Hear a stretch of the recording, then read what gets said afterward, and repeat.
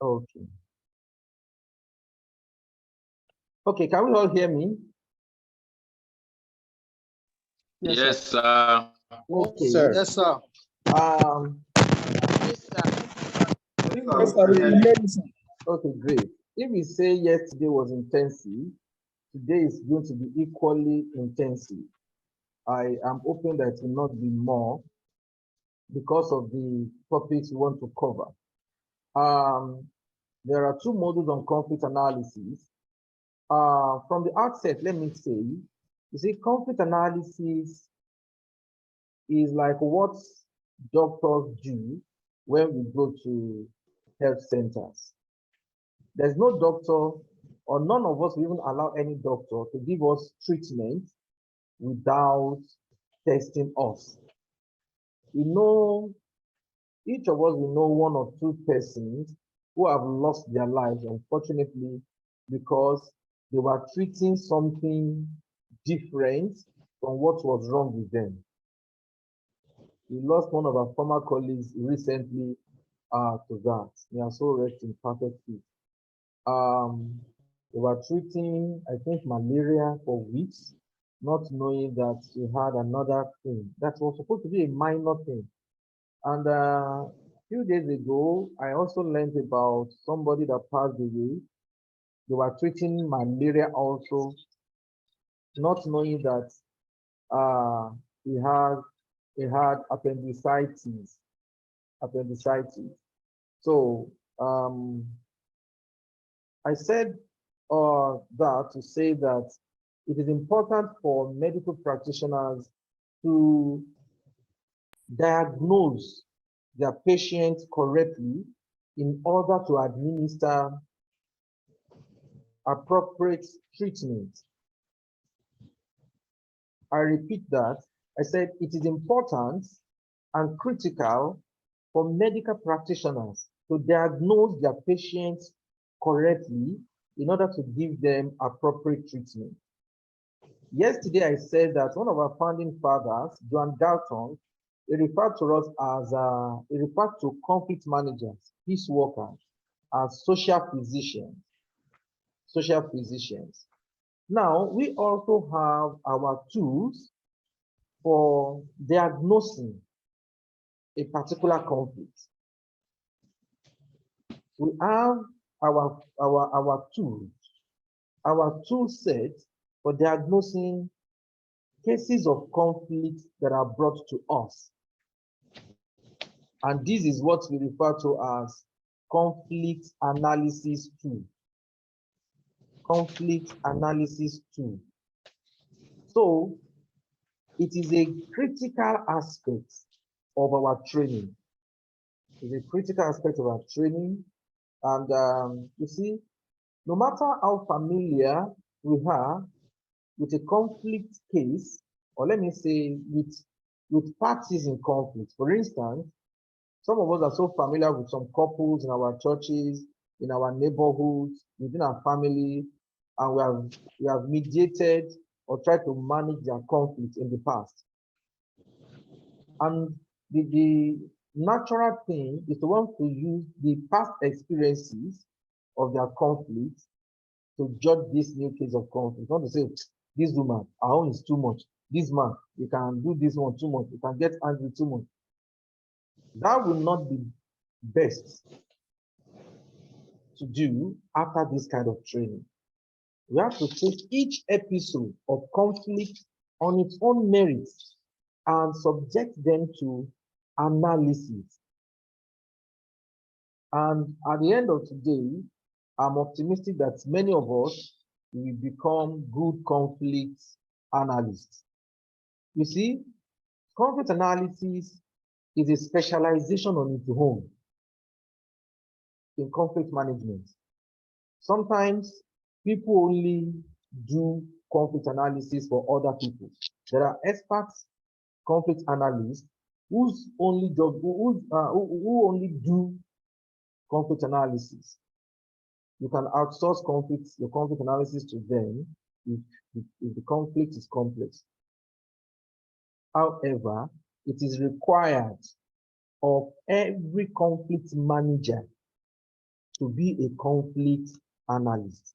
And that is why we are devoting time to learning about conflict analysis. This morning, the first part will just introduce us generally to conflict analysis.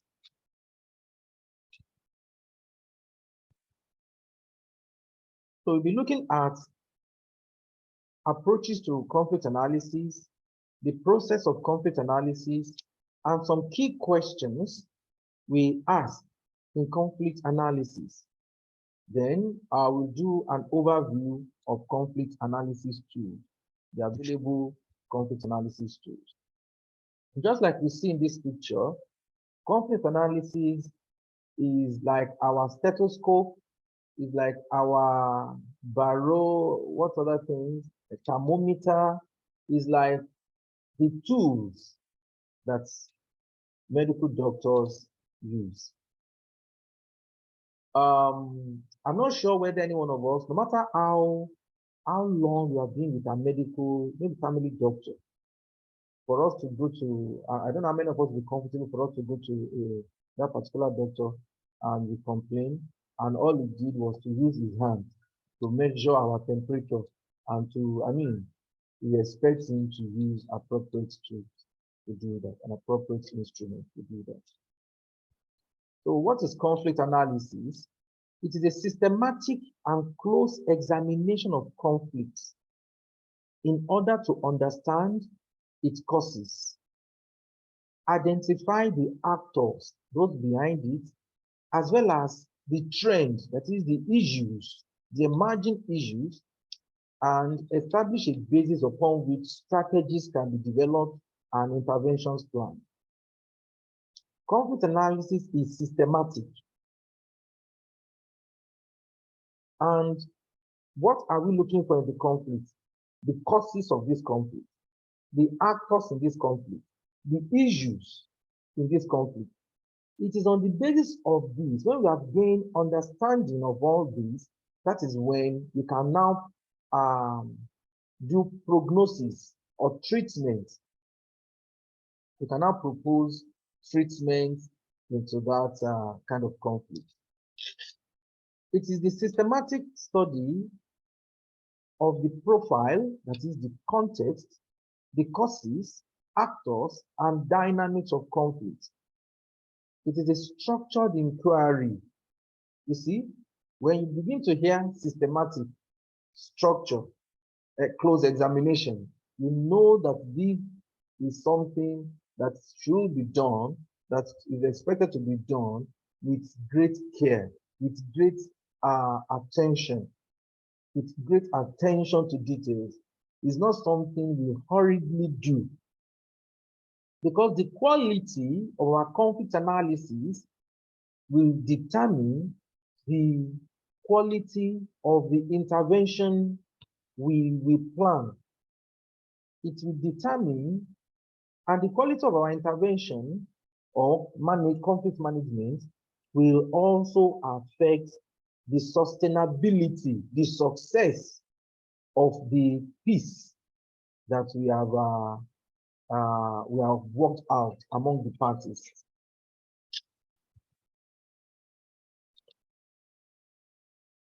So it is important that we learn how to do conflict analysis very well, and we do it every time. Conflict analysis seeks to identify opportunities for managing or resolving disputes without recourse to violence. Now, when we are analyzing a particular conflict, when we seek to we're not seeing your slides, sir. Sir? We're not seeing your slides, sir. Oh, really? Since the beginning? Yes, sir. No, I can see it. I can see the slide. I can see it. The slide is on. The slide very clearly. I see it very, very well. Oh, thank you. Be made smaller a little so that the pictures do. Okay. No, it Okay, depends on your systems.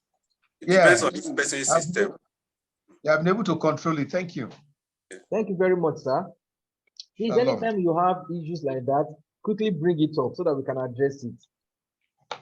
Thank you very much, sir.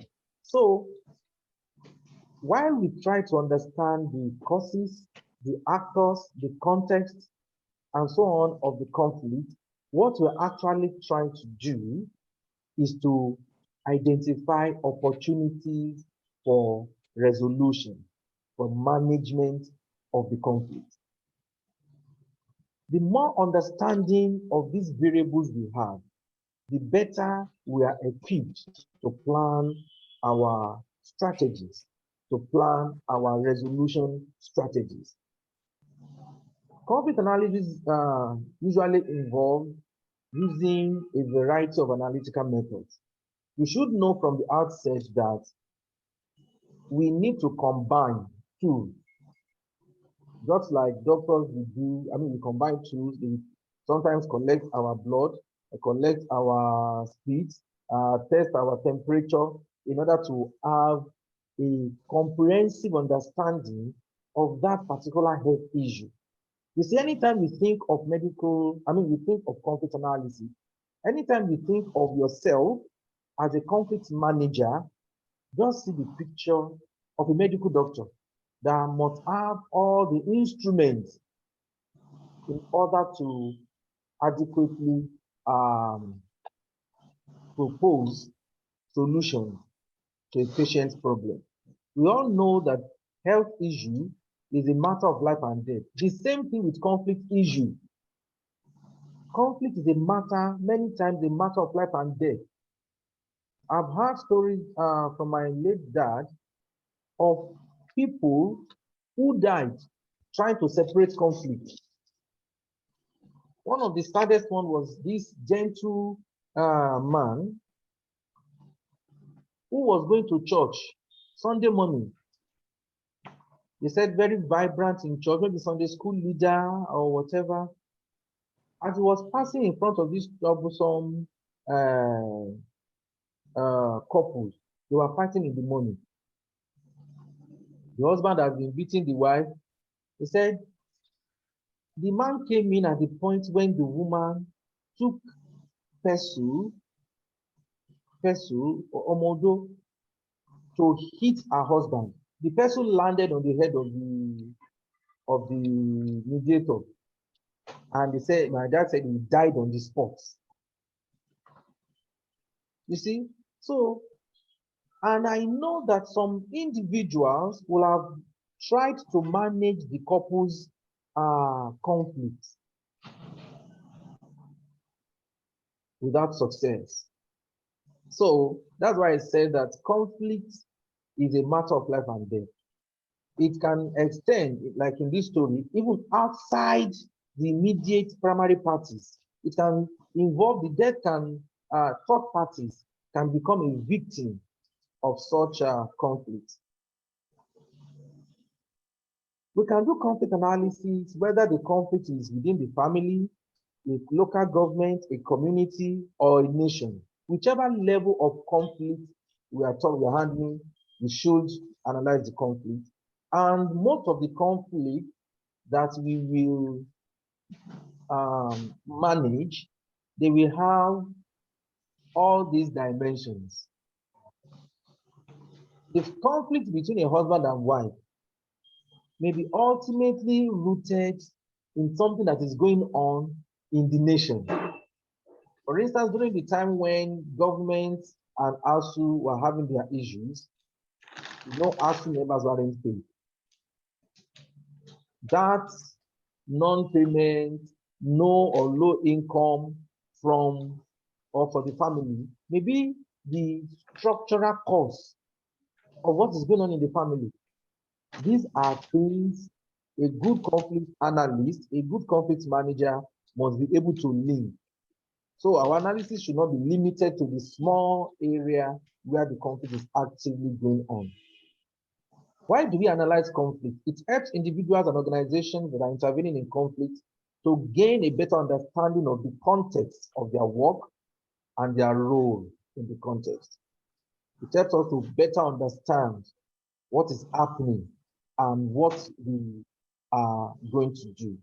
It helps also to better understand the historical and structural antecedents, as well as current events in the conflict. Helps us to identify actors, their perception of the conflict, and how they relate to each other.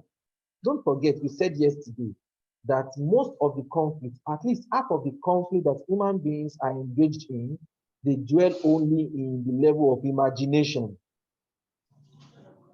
We talked extensively yesterday about real and imagined conflicts.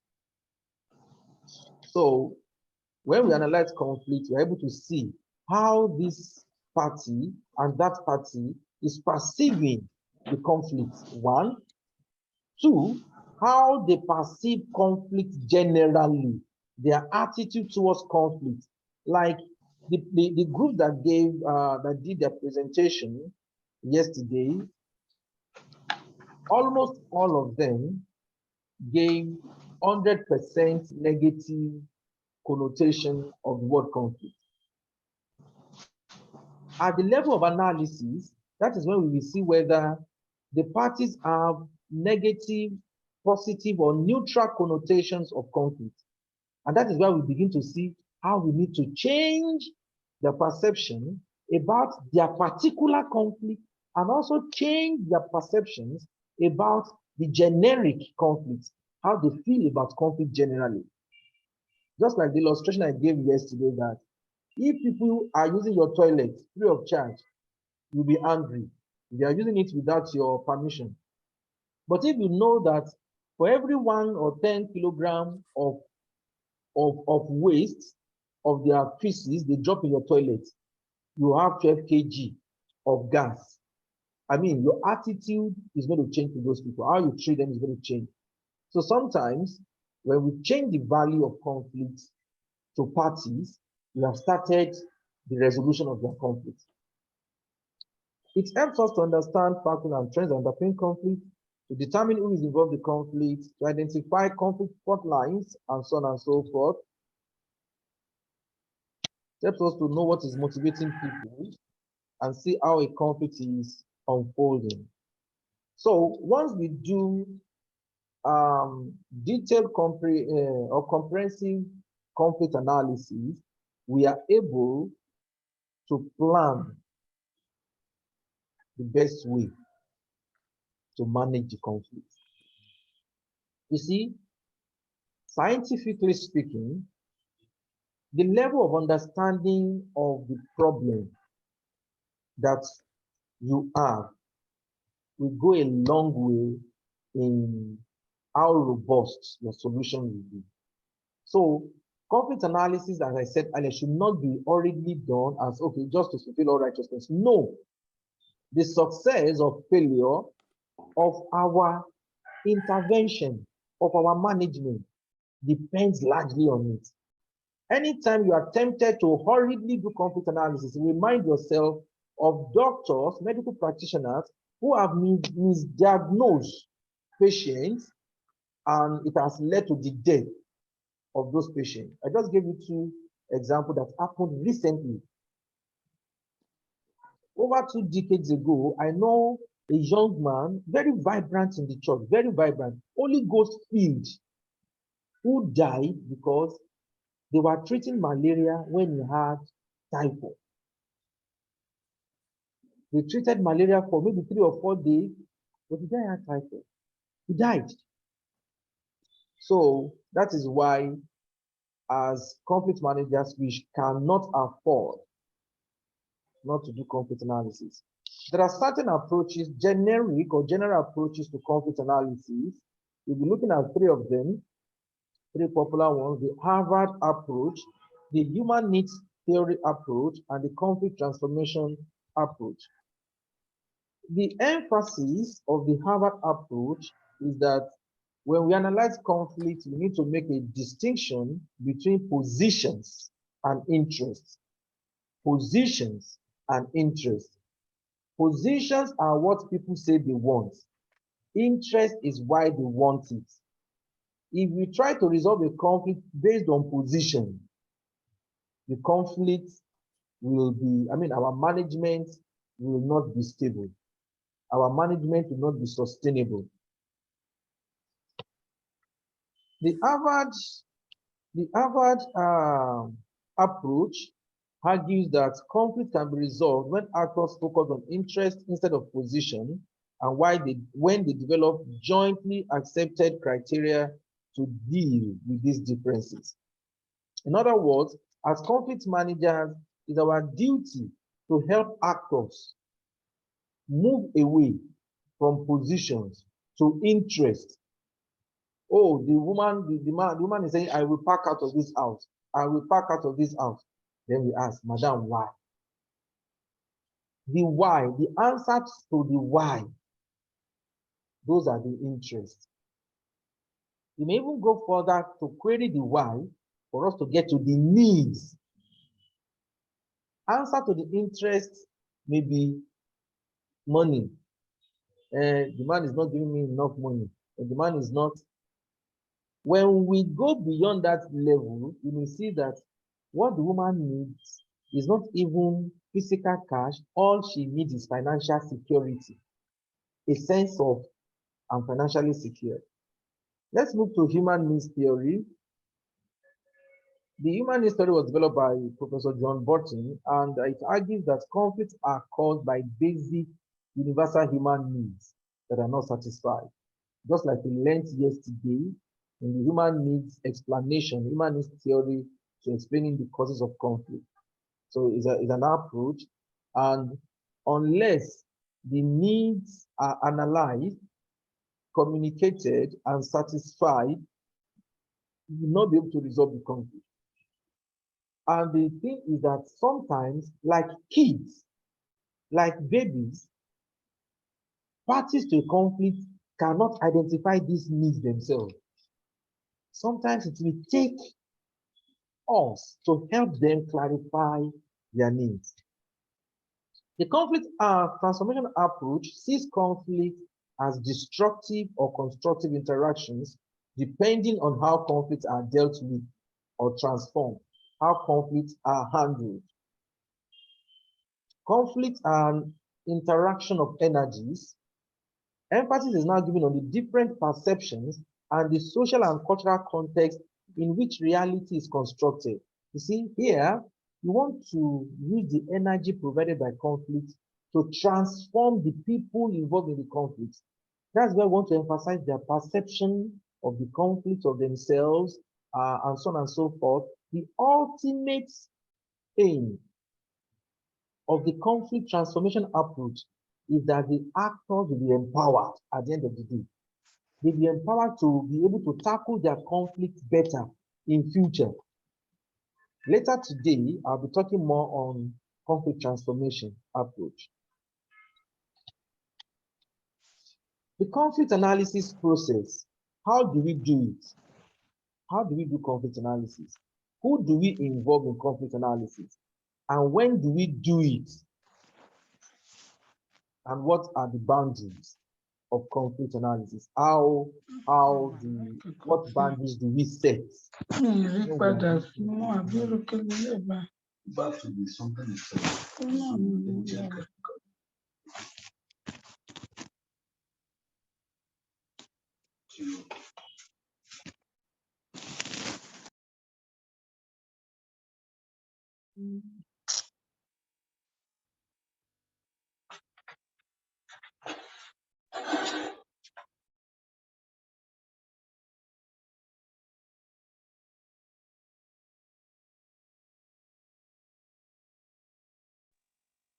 You have muted your voice, sir. We can't hear you.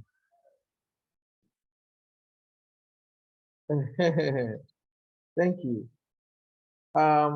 Conflict analysis is best done as a team. In other words, you don't want to do it alone. Okay, maybe I should drop this right now. As a conflict manager, as a church leader that is now accused, or that has been accused, at the end of the day, you would be with conflict management skill, is not the best to work alone. We are hoping that at the end of the day, we would have developed some kind of network among ourselves so that when we are handling some conflicts, we may want one or two other people to join us. There are some minor ones that we may probably do on our own, but is best when we do it with other people. And that is one of the reasons that at the end of the course, we will be asking you to nominate one or two persons within your close proximity, maybe in your church, your neighborhood, for this course, for another session of this course that we're doing, another when we do it, maybe another time, so that you have a network of individuals, 2 or 3 individuals that can work together with you on conflict. There's an adage in Yoruba that says, "Otun wo, osi wo." You see, when we look at something from the right, from the left, when we collectively look at it, we are better suited for a perfect assessment of that thing. So this process could be led by an internal team or outsourced to our external experts. We can do it ourselves, we can ask some other people to help us do it, but this usually refers to, bigger organizations. It could be, conflict analysis could be done at the micro interpersonal dispute level or project specific level or macro level. For instance, we can do conflict analysis of a region in Nigeria or of the whole Nigeria. We can do that for the dispute, family disputes that might be brought to us. The tools that we will use, they will vary depending on the purpose of the analysis and the level of the analysis. In other words, some tools are best suited for certain types of conflict. There are some tools that are used to analyze actors. There are some tools used to analyze issues in conflict or causes of conflict. There are tools used to analyze power dynamics, power relations in the conflict. So, conflict analysis should be extensive and combine different methods of data collection. In other words, when we are analyzing conflict, we want to combine 2 or more of these. We want to interview actors, that is the primary conflict parties. The primary parties. We want to interview secondary parties, that is those who have stakes, who are very close stake in the conflict, for us to gain better understanding. If the conflict is beyond the household, let's say community, a communal conflict or intrastate conflict, because I believe that many of us now, after this training, will be involved in conflict that are even outside the church. When that is the case, we want to do desk research. That is, want to do online research, what has been said about that conflict, what has been written about the actors. We want to interview experts.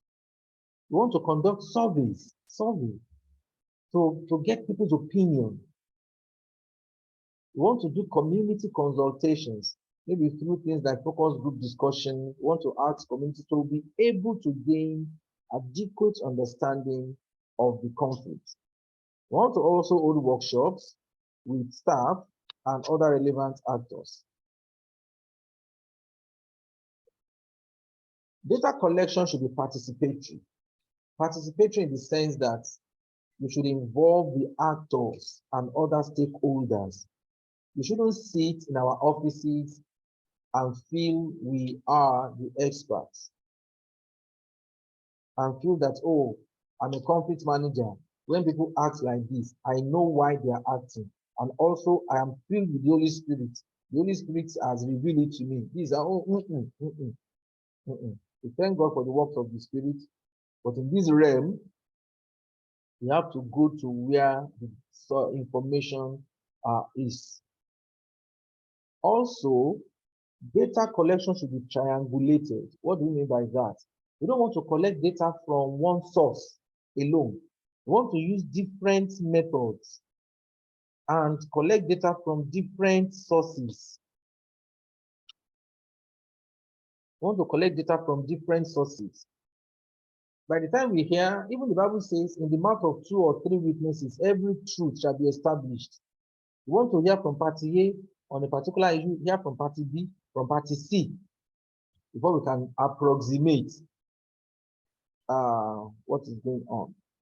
That is, before we can have an idea that truly approximates what has transpired. May I say at this juncture that when we are managing conflicts, we are not the experts. The experts are the people at the parties. We are to learn from them. Our own expertise is limited to the process of managing conflict. But the experts on a particular conflict are the actors, whether they are primary, secondary, or shadow parties. The primary parties, most especially, are the experts. Why? Because they know about their own problems more than you. It is not right for us to assume, I know where you are going. Say, madam, am I worried? Madam, am I worried? If you tell us,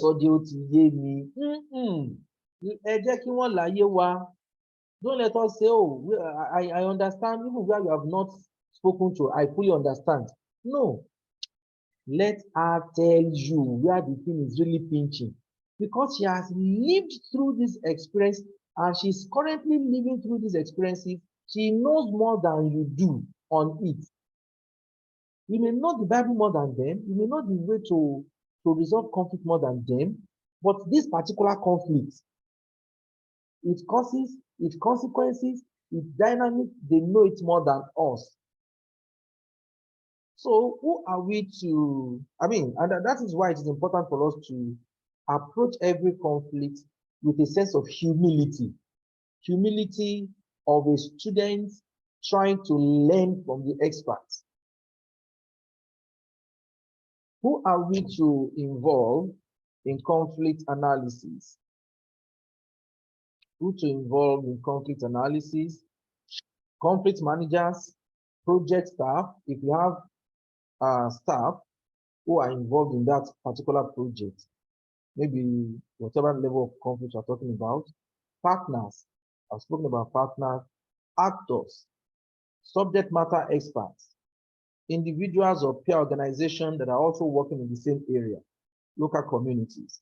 You see, this addresses generic conflict, maybe especially conflict in a broader context than family or church. But there are some family disputes who also have assumed the status of, they have assumed this status that we may need to do all these things. We need to involve all these people. For instance, look at the litigation, the dispute between the children of these legal luminary, is it Rotimi Williams. The children are still fighting on the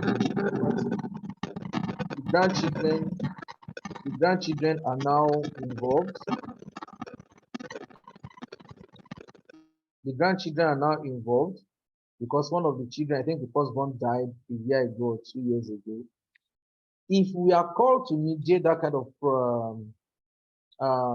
of conflict, you may need to go and interview their lawyers.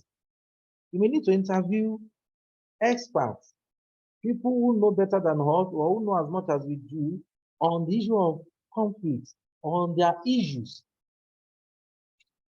The point here is that we need to gather as much information as possible. So at a higher level, we need to include the following people: senior management in organizations, government agencies, donors, embassies, academics, government, and so on and so forth.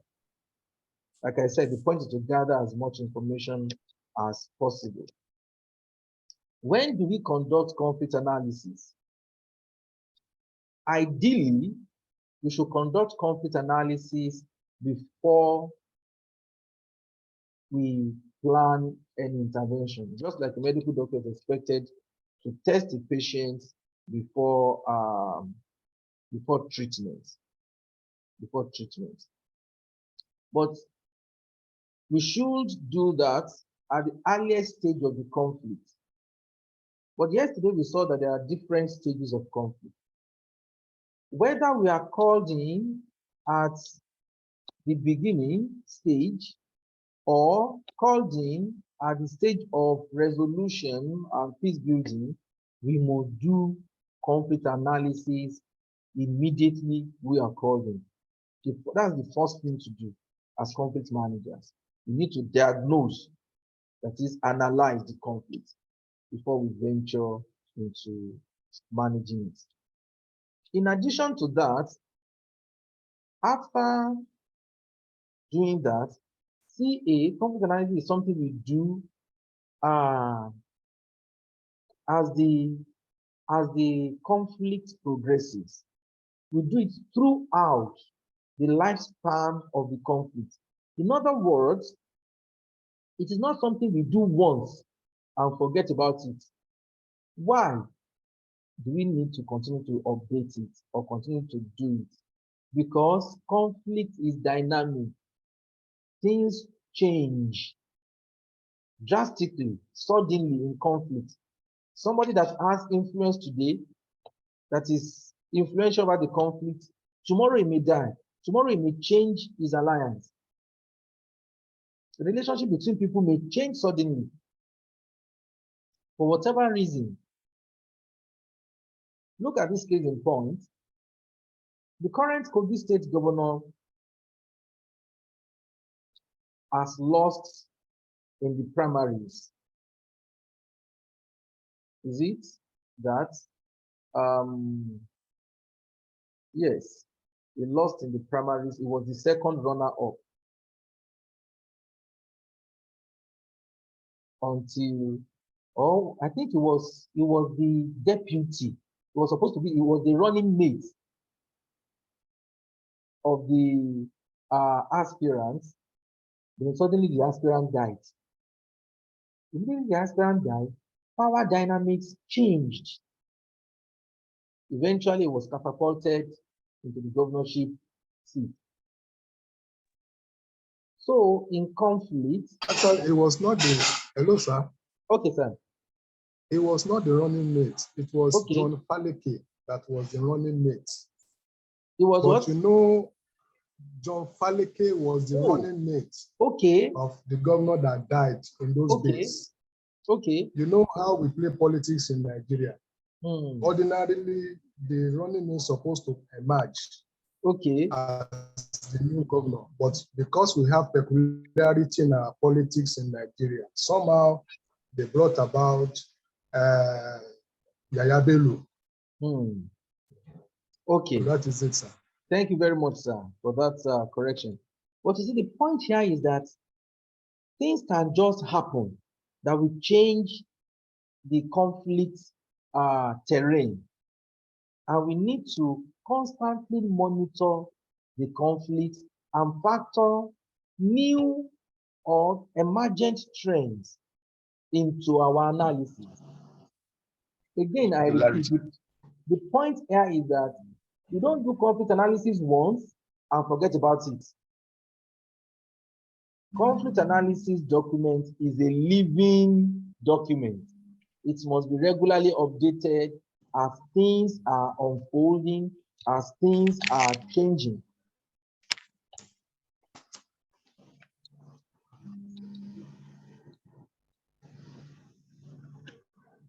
A thorough conflict analysis should be done at the earliest stage, at the assessment stage. That is, if you are talking about,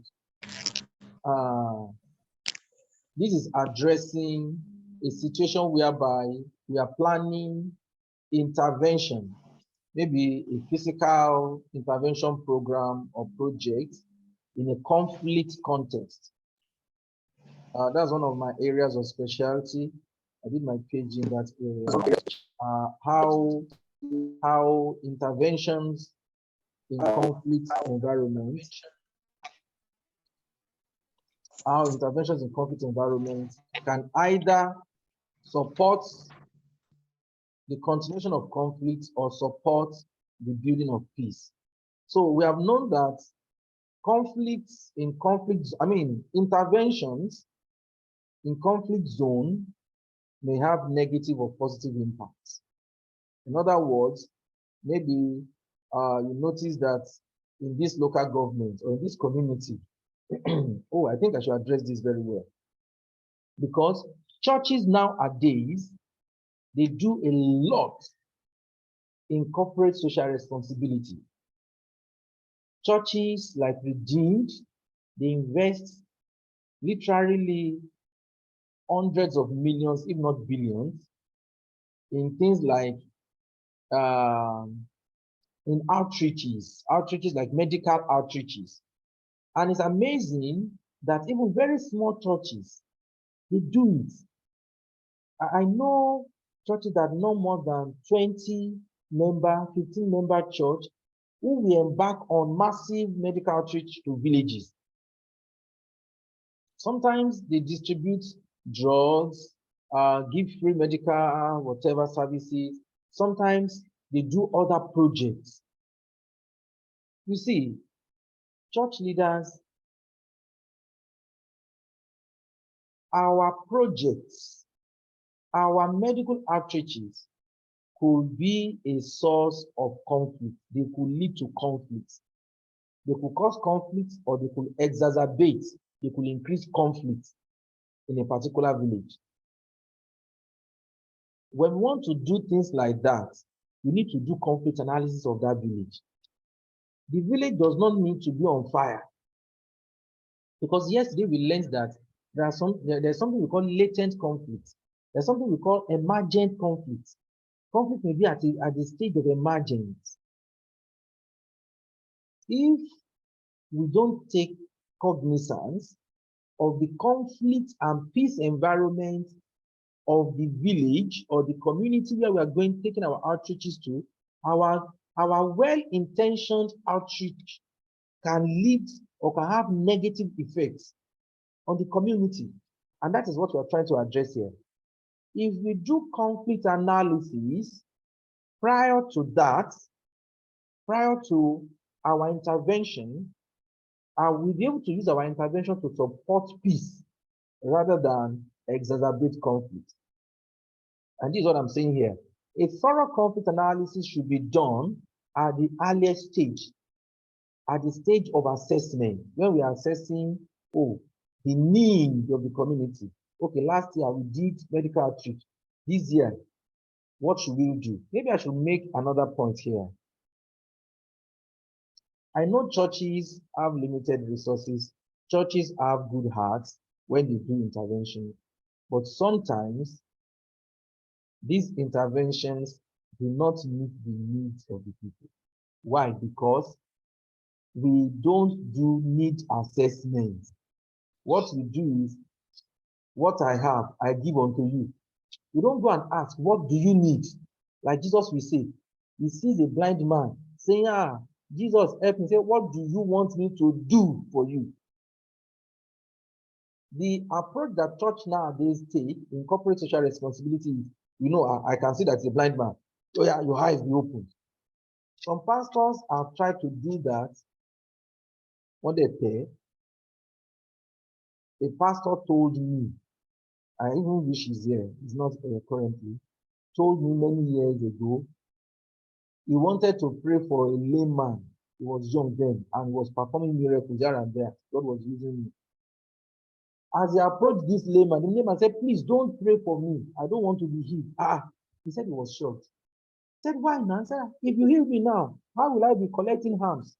People will not be merciful to me again. So don't leave me with my legs like this, because it's a source of income.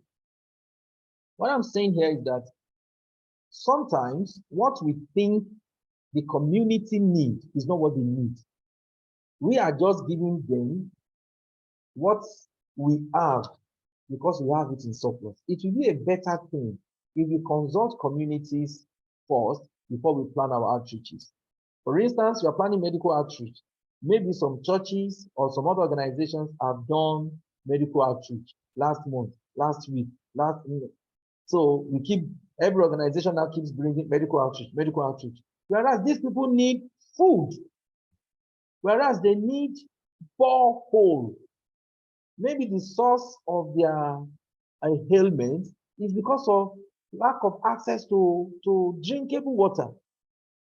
If we first of all go to the community leaders and ask them, what are your needs? They will give us their needs and their priority. The priority, how they prioritize those needs. We don't say, okay, oh, so what you need is for us to give you to help equip your primary school laboratory. You see, that is very, very important. I think even for me, this should be one of the major takeaways in this program for church leaders. Let us tell our superiors, our churches, that when we are planning development or humanitarian intervention, we need to first of all ask the people their need. This is what we call assessment stage. Assessment stage. If anybody wants us to help their church on this, you can call on us at any time. This is one of the areas, we have expertise. Okay, so it is at the stage of assessment that it's best that we do our conflict analysis. We do it as we are doing assessments of the need. If you are not able to do it then, you can do it at later stages. Some of us, we have ongoing developmental or humanitarian assistances in different places. We can still do conflict analysis, even though we have started implementing. Let's talk briefly about conflict system boundaries. Every conflict is a subsystem in a larger system. The conflict between a husband and wife may be as a result of a conflict between federal government and ASU. The conflict between federal government and ASU may be a result of the conflict between the Nigerian states and OPEC, or the Nigerian states and one of the buyers of our oil, who has refused to buy and is now making the purse of the federal government to be a little bit dry, which is now making the federal government not to accede to the demands of ASU, which is now making the husband or the wife not able to contribute financially as she or he used to do. When we analyze conflicts, you can't analyze everything about a particular conflict at a goal. You can first of all, okay, let's analyze the causes, the actors. Okay, let's analyze the causes, actors, and issues within this level, in the home, in the community. So when we are doing conflict analysis, we have to delimit it. We have to know the boundary that we are looking at. It doesn't mean that we not do other boundaries. It just helps us to be able to focus and do in-depth analysis of within a particular boundary before going to other systems. In conclusion, conflict analysis helps conflict managers and project staff to question their own assumptions. While we have some understanding of our operational context, we also form part of this context. As conflict manager, you are part of the conflict context. And there is tendency for us to be biased in the interpretation of this context. But when we now do conflict analysis, we become more objective about the conflict because we challenge our assumptions, and it helps to guide against perpetuating biased perspective, and we're able to identify gaps in our knowledge of the conflict. Some key questions in conflict analysis. These questions will help us to begin to map, to begin to make sense of the conflict. And the questions are about the profile, that is the context of the conflict, about the causes, about the actors and dynamics of conflict. I will rush or go through them quickly because there are questions that you should have with you as you try to analyze a particular conflict. Question 1, under conflict profile. What is the political, economic, and sociocultural context?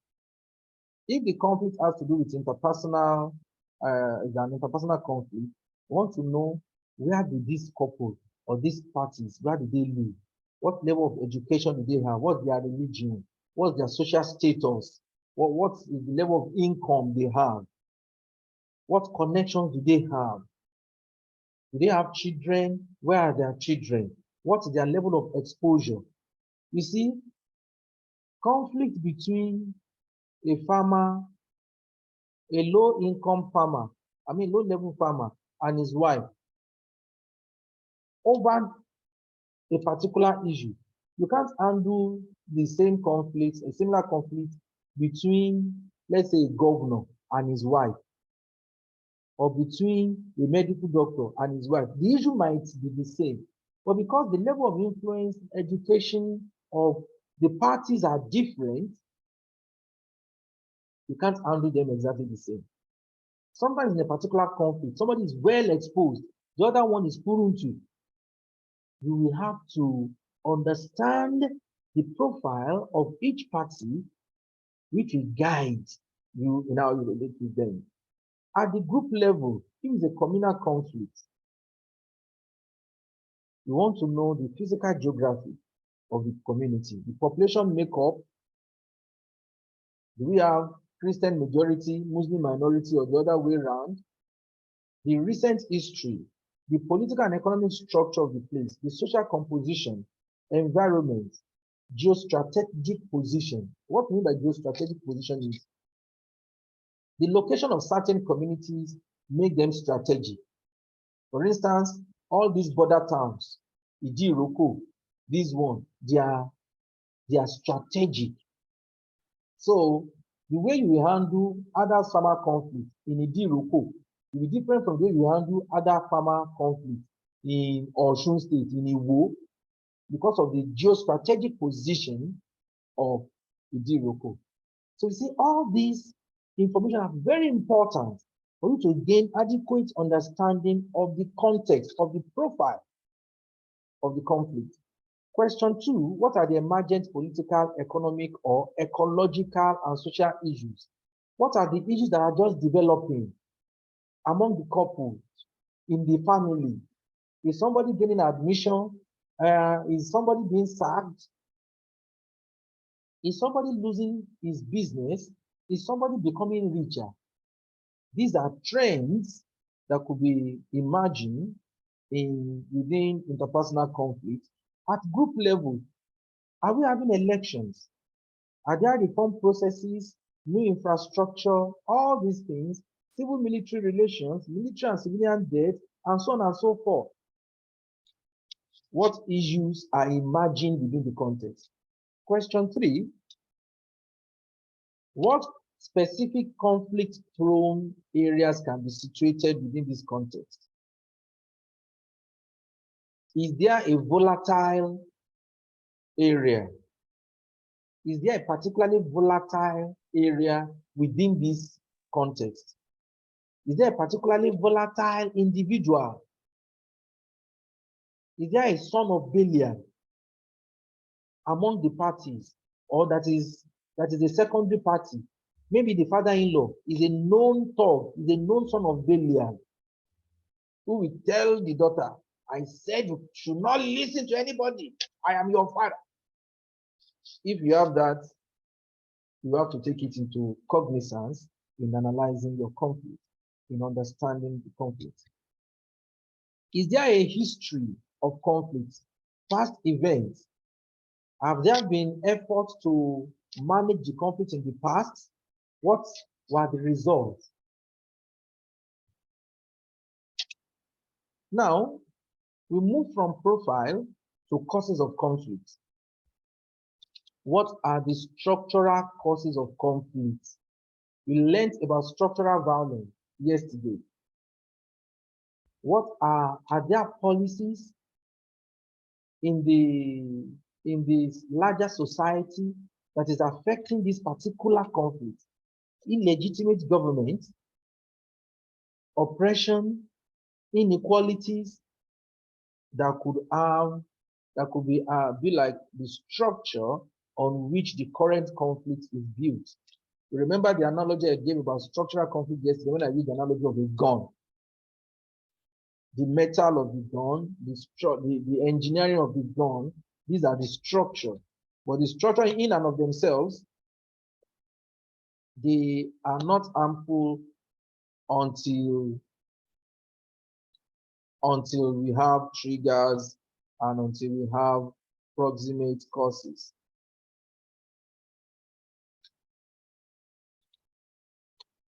Another question under causes of conflict: what issues can be considered as proximate causes of conflict? The first question was about the structural causes of conflict. This question is about proximate causes of conflict. Those things in the environment that make possibility, likelihood of violence, that increase the likelihood of violence, that increase the likelihood of destructive conflict, that increase the likelihood that this conflict, this small conflict in a sense, can spiral into dysfunctional conflict. What are those things? Maybe in a husband and wife issue, maybe somebody is already seeing somebody outside the man. Somebody is already singing into somebody's ear outside the home. Maybe somebody is already thinking, let me japa. I have better opportunities as a single man, as a single woman outside Nigeria. Finally, what triggers can contribute to the outbreak or further escalation of conflict?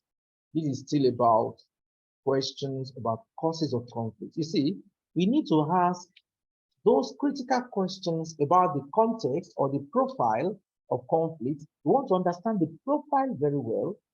And don't forget, we say that we ourselves, as conflict managers, we are part of the context. So we need to question our own assumptions as well. Now, we move from there to asking critical questions about the causes of conflict, structural causes, proximate causes, and triggers. Maybe somebody has joined a group of people that now go to club. A Christian man who used to be a homeboy has now started going to club. There was a case of a similar case like that in Akure. Couples who are married, who jointly own successful educational center, very successful and popular in Akure. Suddenly they said they want to separate. Why? One of the things they found out is that the man has now joined political party. He's now trying to exert his influence, showing that he's a big man and draining the family income. He's now started drinking. You see, these are proximate causes of the conflict. Now, we need to ask some questions about actors in conflict as well. We want to ask, who are the main actors? Who are the primary actors? Husband and wife, primary actors. Who are the secondary actors?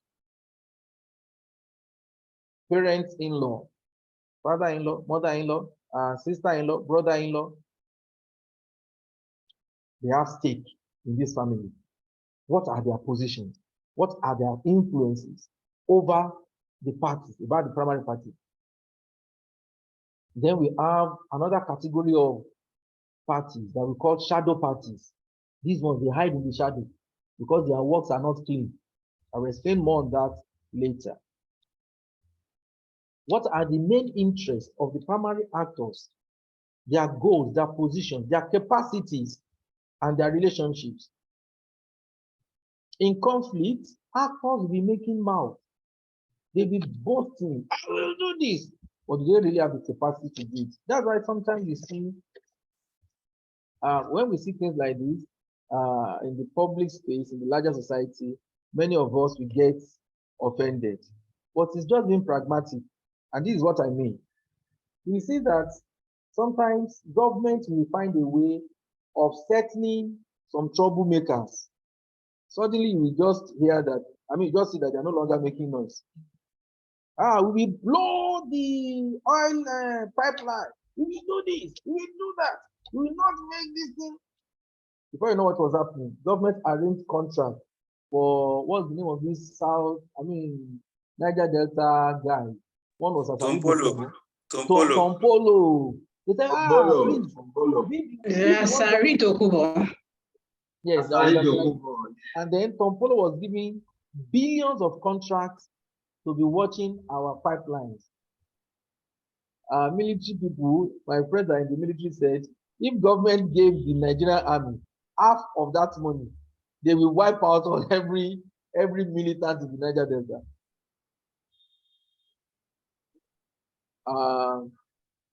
Sometimes we want to understand, in analyzing our actors, we want to understand their capacity, the kind of power they have to get things, to make things happen, either negatively or positively. What are their values? What are the things they hold dear to them? This is the second question we want to ask about our actors. I know now we can see that conflict analysis is not something we just do when we just do hurriedly. It's a detailed, systematic thing. The third question about actors is, do they have capacities for peace? What capacities for peace do they have? As individuals, what capacities or infrastructure for peace exists around them? By capacity for peace, this is what I mean. You know, there are some that are violent in nature. There are some that are gentle in nature. Gentle people may be seen to have a higher capacity for peace. Some people have even had trainings like we are having now on peace, on conflict management. If we get to know that about our parties, that is capacity for peace. That is one of the things we can capitalize on. Maybe they have even been involved in helping other people to resolve their conflict. That is one of the things we can capitalize on. That's capacity for peace for individuals. What about infrastructure of peace around them? Are there people around them that they listen to? Oh, maybe they are responsible members of their local churches. Maybe they are leaders in their churches or their religious organization. They are Muslims. Oh, but they are very close to their imam. Maybe they talk to the imam. Imam can help us talk to them. You see, most of us, even the most violent of us, we are still immersed in this network, in this infrastructure of peace. MC Oluomo, as violent or as potentially violent as he is, if we research about him very well, we will know one or two people that can press his mumu button, as we used to say, and he will become gentle. Many times. Maybe his wife. Maybe his wife, maybe his girlfriend. Maybe his girlfriend, maybe his nephew or his niece. You see, there are people who each of us have that have our remote control. Sometimes conflict managers may need to identify such people, especially if the primary parties are proving stubborn. You may need to go to their village. The person that can talk to them may be in the village. Like many years ago, a friend of mine was looking for contracts in Abuja. He has spent money. He has spent many days. in Abuja. He was running out of money or was already in debt. Now somebody now called him in the ministry. He said, you see this governor you have been trying to see, or this minister you have been trying to see. His uncle is in the village. If his uncle calls him once, he will have access to him. My friend has been trying for over a month to see him, sleeping in a chair. He said, true, really. He gave him the number of the man. He said when he got to the village, he was expecting to see one big man. He said this man was so ordinary. He was even sitting on the floor when he met him. He wasn't a rich man at all, uneducated man. He said he gave that man 100,000. The man came back to Abuja. That same day, they saw governor in his personal house. You see, conflict managers, you need to do that sometimes in order to manage the conflict effectively. In looking out for the actors, a special breed of actors are spoilers. These are the people I referred to earlier as shadow parties. Shadow parties. We need to take their we need to take them into consideration if we want to have a successful conflict management. Who are the shadow parties? I will use the example of husband and wife dispute. In that dispute, the husband and the wife, they are the primary parties. The secondary parties will include their children, their parents, their siblings. Some friends may even be secondary parties. Yes, friends. But who are the shadow parties or spoilers? They will be the side chief and the side cock, who have some control, some level of influence. They have some stakes in whether the husband and the wife are at peace. But they cannot come out to say, by the time you settle this dispute now, the madam will not have chance for me, will not have time for me. They cannot, so they hide in the shadows. These are people that benefit. Somehow, they derive some benefits from the ongoing conflict. Pastor and assistant pastor, they are fighting. Choir leader may be benefiting from it. I may not want that thing to end. Because now, before the conflict, it was just choir leader. But now, they're asking him to preach too. They're asking him to lead this, to lead that. He may not, I'm just saying, he may not be interested in the ending of that conflict between the pastor and assistant pastor. As a conflict manager, we must try as much as possible to identify spoilers, shadow parties, and we get a hint of that from listening to the primary actors, from listening to the secondary actors. Secondary actors will be the one to tell you, you see, I know my brother-in-law has girlfriends outside. Oh, I know my sister-in-law is dating a man. Friends will say that.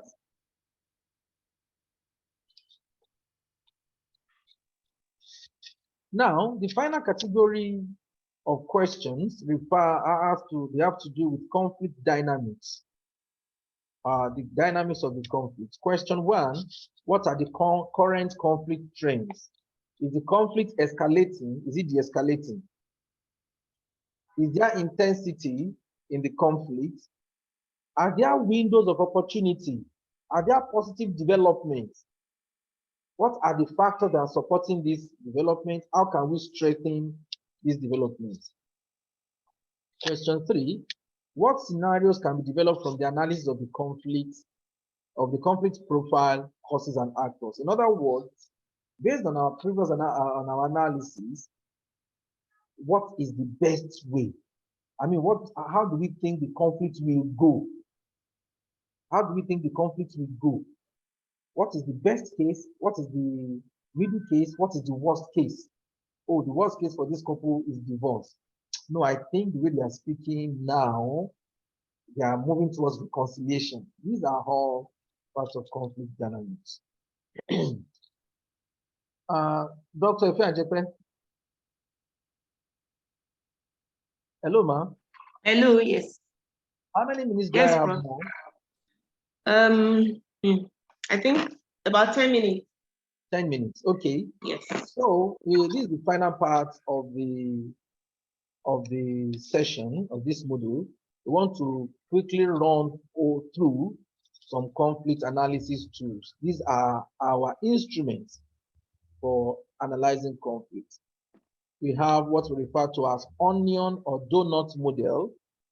We have the conflict tree. Conflict tree is the picture I showed at the beginning, at the front slide, the first slide.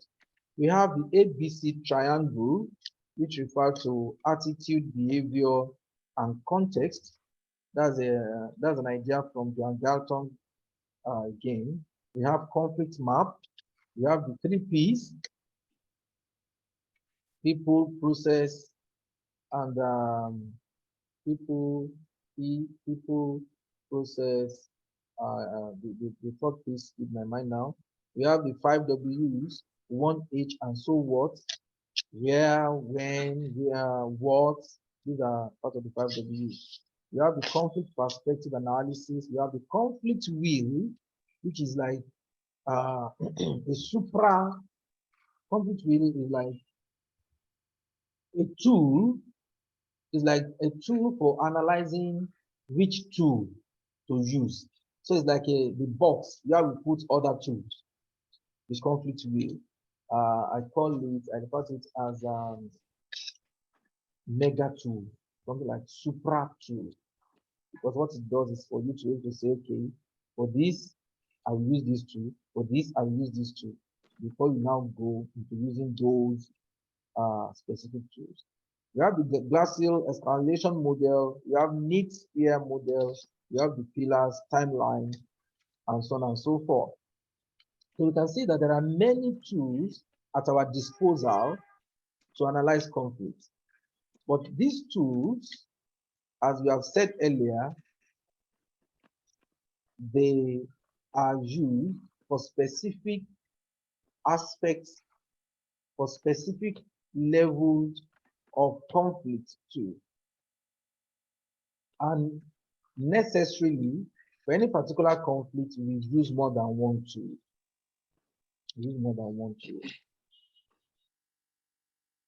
So the onion model looks at conflicts as being made up of position, interest, and needs.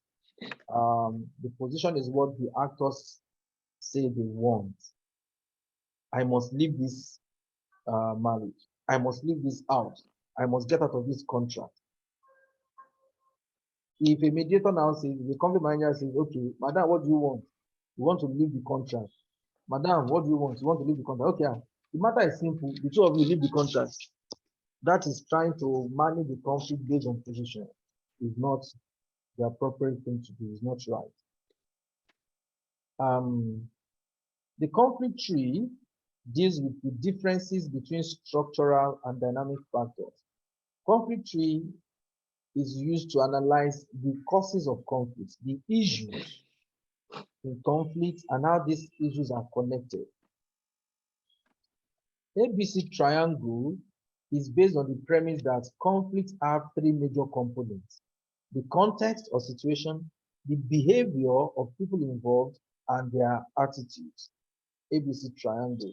So yesterday when I was saying to understand a particular conflict, you have to understand the perspective of the people about their conflict, about conflict generally. You have to work on their behavior, how they act towards incompatibility, this and that. ABC triangle will help you do that. Context, behavior, and attitude, they influence each other, and they are mutually reinforcing. So if they are going towards the negative, they will reinforcing themselves negatively. And if they are going towards positive, they will do that positively too.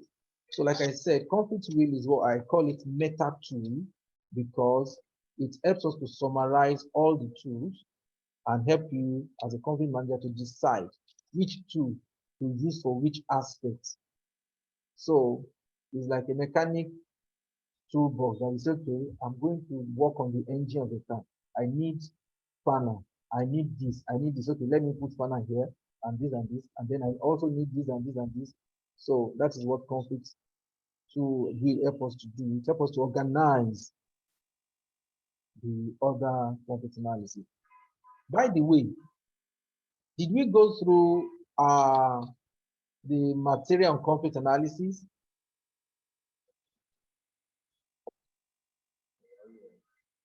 Hello, everyone. Can hear you, Hello, sir. sir. We can hear you, sir. Okay. Okay, I see somebody's hand on. Pastor David. Or would you allow me to finish? It's the same hand that has been on since. Oh, okay. It's let the me same lower hand it. that has been on since. Okay, okay. I lowered it now. We have what we call conflict map. You see, we have conflict mapping. It's not exactly the same thing as conflict map. The key questions we have just asked, that we just covered, is a way of mapping the conflict. Is a way of mapping the conflict. We still do conflict mapping, but essentially most of what we have done under the question is mapping the conflict. But we have a tool we call conflict map, which is a pictorial representation of actors, their interrelationships, and their power relations. We use it to analyze the relationship between actors and their power. That's conflict map. Glassell escalation model, it aims to fit our conflict intervention strategy to the conflict parties escalation level. Need spheres mapping. Here we are looking at the interests, the issues, the needs, and the fears of the parties, their means, their options. It allows for a clear comparison of actors, similarities, and differences in the form of a table. In this course, in the class, we will not be able to go over all these models, these tools. However, I will look at those ones that at this level of conflict management, those ones that we are most likely to use, or not even beyond most likely, those ones that we will be using. So the 5 W's 1H and so what is asking is like a semi-meta tool. Is like not like the other conflict analysis tools, like something you need to map to gather information. You see, it's asking questions essentially. Where is the conflict? Who are the parties? What is the conflict about? When did it begin? Why the conflict? How is the conflict progressing? It might be a simpler approach than the key questions you have had. But if I were you, I can merge both the key questions and this one. This just presents a framework for asking questions systematically about the conflict.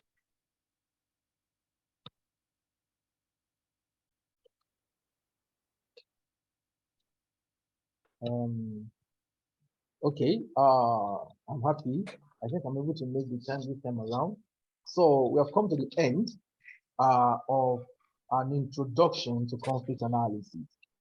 I don't know whether, I want to thank you first for your rapt attention. I don't know whether any one of us have any question or comments in the few minutes that Yes, we sir. have. I do have a question. Please go ahead, sir. I don't know how this question may sound, but a quick browsing through literatures on peace and conflict resolution, I see that most of the authors are predominantly foreign. So I was beginning to wonder, has there been any successful resolution? Or put this way, have there been a successful resolution of any conflict in Nigeria that we can use as a case study for the different tools and the principles that we have been talking about? Because I am so much new into this field of peace and conflict resolution, basically being restricted to biblical principles of dealing with issues. But in practice, one has understood that resolving conflict goes beyond the biblical principles, since there is both psychological, emotional, and other factors that may be involved. But looking at the literature, I see that they are mostly foreign. Doesn't that mean in Nigeria we don't have any successful resolution that we can use as a case study? You know. Thank you very much, Pastor. I can tell you authoritatively that there are numerous cases that have been resolved successfully, numerous cases of conflict that have been resolved successfully in Nigeria, and numerous cases are being resolved. For instance, alternative dispute resolution is a small aspect of peace and conflict studies. Yearly, in each state, literally thousands of cases are being resolved through mediation, especially multi-door court, using alternative dispute resolution methods to resolve different kind of cases, mostly civil cases anyway. ADR has helped and is helping to decongest the courts. Also beyond court-connected cases, I know of hundreds of communal cases, community conflict cases, different kind of cases that are being resolved successfully. As you grow in the field now, you begin to see more of resources by Nigerians. We will help, we will guide you, to have that. And maybe I should also point this out. You see, you said something like you have only been using the biblical principles to resolve conflict, but now you see that it goes beyond the biblical principles. You see, after the training, by the time you go back to the Bible, you see that all the things we have been discussing, they are somehow in some cases in the Bible. They are somehow in some cases in the Bible. Is it the spirituality? Is it this or that? You see, the truth is, all of us here, we are not new to conflict management. What we are just teaching us are the technicalities and how to do it using certain frameworks and how to do it better. I'm looking forward to a situation whereby in some years or months to come, some of us will come up with literature, with books that will showcase how certain principles we are teaching today were used in the Bible. Thank you very much, sir. Thank you, sir. Yes, sir. Mr. Richard has a question, or is it the one that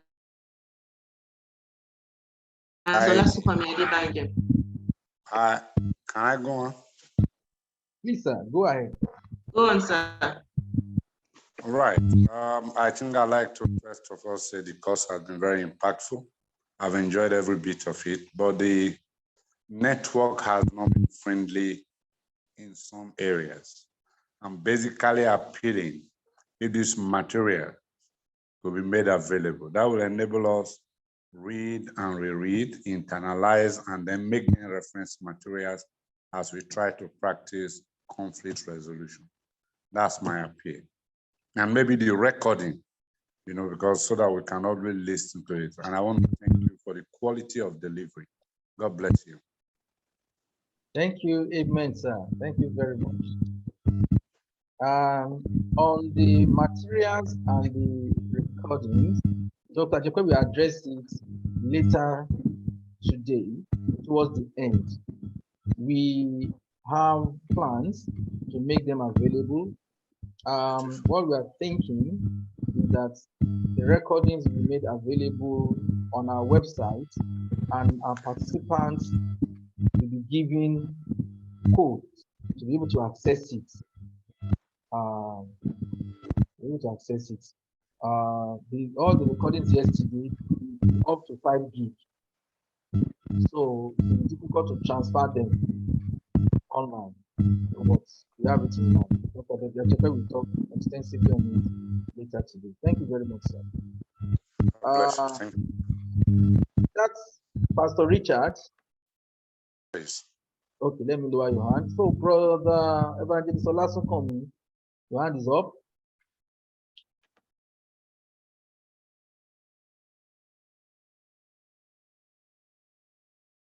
Evangelist Olasunkanmi, Adebanjo. Please, I would like everybody to put on their cameras. We've been taking screenshots since, and some people appear to be not available. So if you are with us, please put on your camera. Brother Olasunkanmi, please. All right. Thank you. I next have called Mama. I next have called Baba. I next have called. I next have called. Please, can you mute? You are not taking the floor.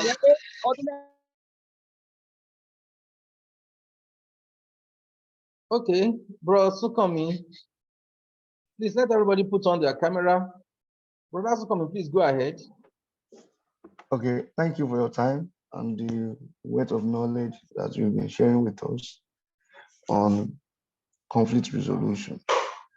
Again, I want to refer to my own personal case and some of the experiences I've had in the course of my 5 years of discipleship in the work of faith, particularly I'm talking about the Christian faith. Why is it that the first question is that any act of dispute is termed as a rebellion? The leader are quick to say, oh, the followers, they are rebelling. That's a rebellious spirit. Everything is spiritualized, the whole thing. And at the end of the day, it's okay. Like in reference to the other question, the first question I asked, what if what happens in a situation whereby you have gone not more than once or 2 times and you have even asked people to help you to speak to your superior in this regard to try to make amends to resolve the whole situation, and you see that okay, there is a the other person is reluctant or doesn't know really want, perhaps you said the other time that the person might not be ready, doesn't really want to resolve the dispute as at that, and that now allow it to degenerate into something else. And we all know, time is money. Everybody has, what happens when you said the other time that it's a question of persistence, you cited 2 issues of, Anna praying, you don't look at what they pray and they just have to continue to pray until it goes well, and the other case that decided. But what happens in a situation whereby you even feel that there's nothing more you really need to have to gain from this person, perhaps you just want the relationship to continue to be, peacefully, but you believe that whatever you need that needed to be imparted, for you has been divinely arranged and has been imparted, and as a result of that, you want to go on and establish your own ministry and start your own ministry. That's okay. Thank you very much, Evangelist Sukomi. You see, the Bible says something. It says, having done all to stand therefore. When you are persuaded within yourself that you have done your best, hold on. We cannot force relationship on people. If that was possible, God would have forced salvation on every one of us. Sometimes, like I said earlier, the other person will not be ready for it now. But You stand and give it time. With time, we don't know what transpired between the church leader and the follower. Maybe the church leader is still feeling, is still hurting. You don't know. You don't know. Just like I said that you have legitimate hold on your feelings, the leader also may also have legitimate hold on his feeling. Now, leaders that will quickly interpret disagreement as rebellion, yes, we've experienced that in the past, is because many of them, or some of them, they don't know how to handle conflict. Because there's something about religion. You see, leaders, some religious church leaders pride themselves in saying church is not a democracy, it's theocracy. Once God says, then, you see, I'm a scientist, and I'm a leader in a church, in a Christian organization, full gospel. In the years of my leading, I've always been very democratic. And some of my members are here, at least 2 of them are here. I would show the plans to people, what do you think? Because I know that everybody has the Holy Spirit. They just made you the leader. But say I'm the one that started the ministry. Maybe I'm the one that started the ministry. I will still be democratic because I find out that when we collectively make a decision,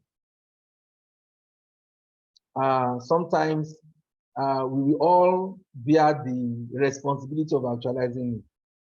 I know there are certain decisions that leaders will take. For instance, sometimes the Holy Spirit tells me these are the subject areas we are to talk about in the chapter for the next 1 month.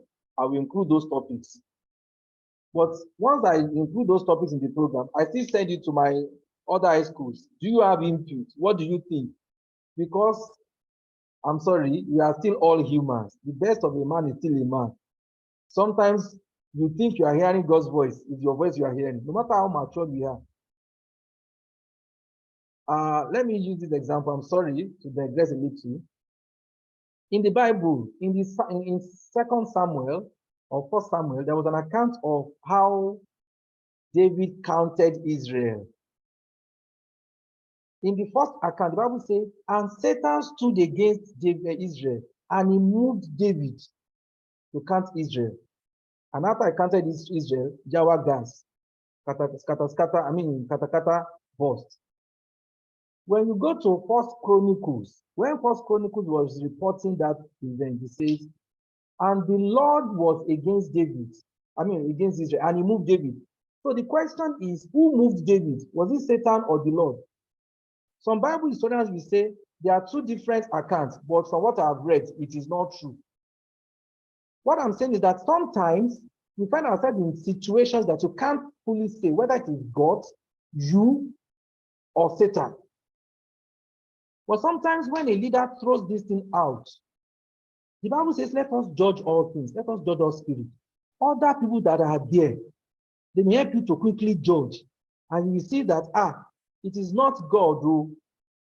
So what I'm saying, I'm using the opportunity to say to church leaders is that democracy is not anti-Christianity. But some people believe that, the church is theocracy. Once God says, are we really sure? Can all of us say that every 100% of what we have claimed God says, eventually we can still beat our chest that God says?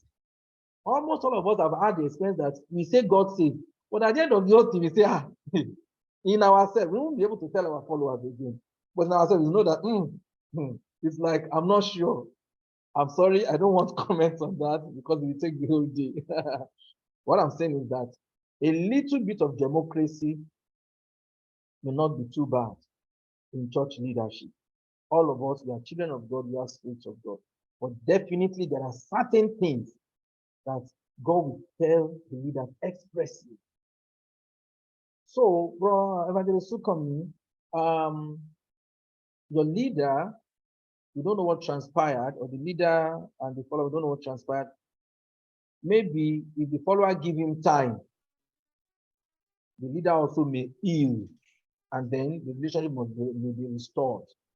But we cannot force. But once you have done your best in prayer, in reaching out, having done all to stand, therefore, stand and see the salvation of the Lord. I see the hand of Pastor Mrs. Faku Juwo, Elder Bukola Jishafe, Pastor Amu, Pastor Bamdido Lashopo, and Pastor Adeshokon. So we're going to take it in that order. Pastor Mrs. Oluwakemi Okay. Faku Juwo. Thank you, sir. I'm not pastor. I'm just Kemi Fakuju, sir. So, my own actually, or maybe clarification, when you were talking about a micro, we talk about macro and micro. But when we are talking about micro elements, when you are talking about conflicts, there were some things that you listed that were conflict managers, you talk about partners, you talk about experts, you talk about actors.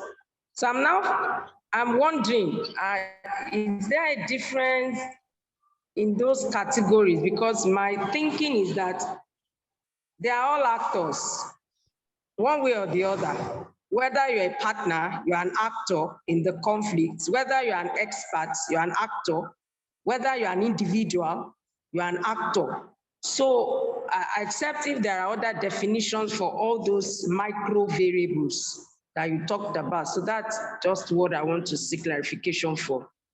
I'm sorry I'm putting on and off my camera because I'm actually invigilating in an exam. So I'm also trying to hook up, and I'm also going back to invigilate in another exam now. So I'll be in invigilation till around 4:30, till around 6 thereabouts. So wow, thank you. So very I'll be much, opening my camera, and that's why I'm off and on. So okay, yes, though I'm listening somehow, but so if you see me off my camera, so it's not intentional. I'm actually in an exam.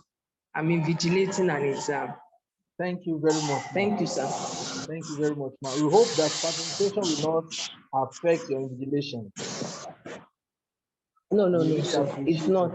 I have my earpiece on, so great. sometimes you see me, I'll on it and off the camera, and sometimes I'll off it. So I just finished one not too long ago, so I'm entering into another one now. So that's why I just say I should make a skill for that, so that if you don't see me online, I'm online, but if you don't see my face, your camera. Yes. Okay, ma'am. Thank you very much, ma. Yes, sir. Actors, the people we refer to as actors in a conflict context, they are the primary parties, secondary parties, stakeholders. It is not, and stakeholders, it is not in every conflict that we have partners. The partners we refer to there are partner organizations. For instance, in the Niger Delta, in the Northeast now, there are about 200 organizations working in the Northeast. Some of these organizations, they partner on a particular project or on a particular community. So all individuals and organizations are not categorized, as it were, as actors in this sense, in the generic sense. Okay, sir. Okay, sir. Now it's clearer now. Yes. If a particular partner is actively involved working on that conflict, yes, it becomes an actor. It becomes an actor. Stakeholders are individuals that are directly or indirectly affected by the conflict. Thank you very much, ma. So we want to go to Elder Jishafe. Elder Jishafe, please, you have the floor.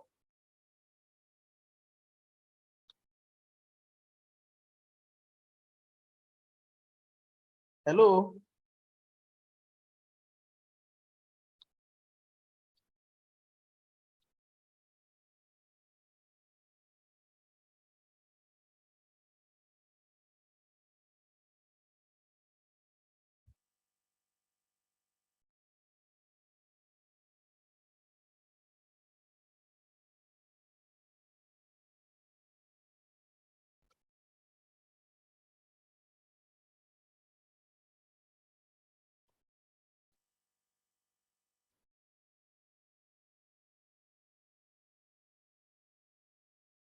I'm sure he'll join us.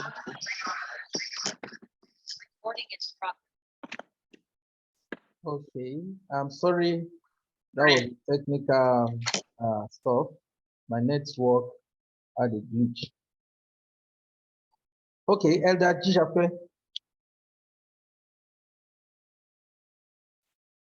Hello, can you hear me, everyone?